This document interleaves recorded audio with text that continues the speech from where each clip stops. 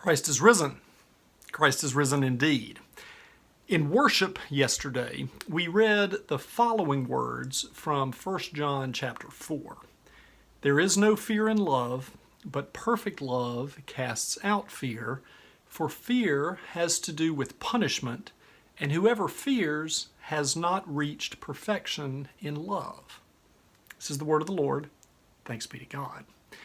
These words from 1 John 4 are worth committing to memory because we live in a world that is practically soaking in fear. Entire industries have been built up around cultivating and manipulating people's fears.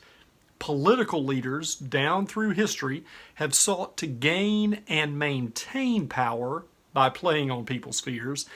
And because death and loss and suffering are hard and painful realities in all of our lives, it is easy, some might even say that it's natural, to live in fear.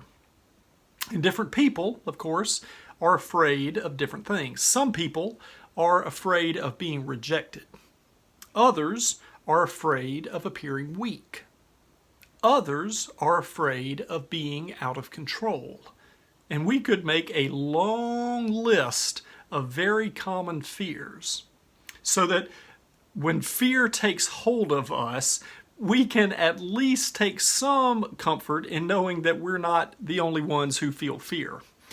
But 1 John chapter 4 says that whoever fears has not reached perfection in love.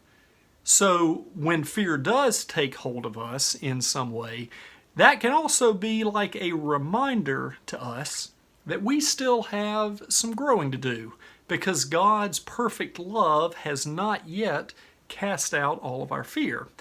And what's very interesting is that the Greek word that is used here in 1 John chapter 4 for casting out fear is closely related to the word that is used in the Gospels to describe the casting out of demons, which suggests to us that when fear takes hold of us in some way, it is almost as though we are being possessed by a demonic force. Fear can cripple and paralyze us, just as demonic powers crippled and harmed people in the New Testament. Love and fear do not coexist. When we are gripped by fear, it is going to be very hard for us to live from love. And the inverse is also true. When we are living with and from love, fear is going to have a much harder time finding a foothold in our hearts. So the next time that you sit down to pray, you might call to mind an area of your life where you can be inclined to be afraid in some way. It may have to do with your professional life, it may have to do with your family, it may have to do with money, it may have to do with the state of affairs in our world. Whatever it is, and if you're anything like me, you may have more than one area of your life in which you can be inclined to be afraid.